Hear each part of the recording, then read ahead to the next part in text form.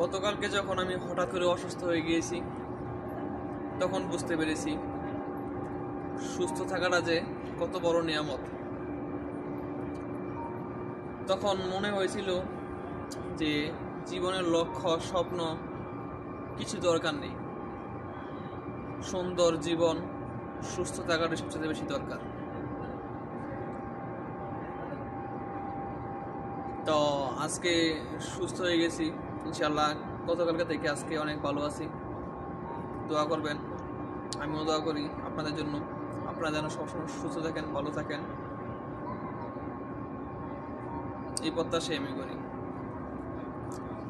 স্বপ্ন, লক্ষ্য এগুলো সুস্থতার পরে সর্বপ্রথম কামনা সবার কাছে যেন সুস্থ থাকতে পারেন আপনারা, আমি যেন সুস্থ থাকতে পারি, এটাই আল্লাহর কাছে কামনা।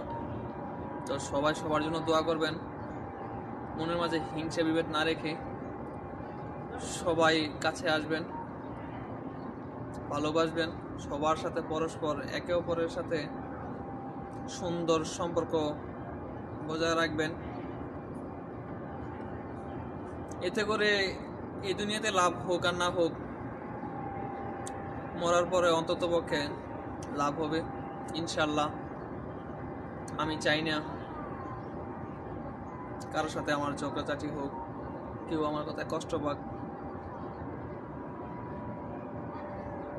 সবাই ভালো থাকবেন, সুস্থ থাকবেন।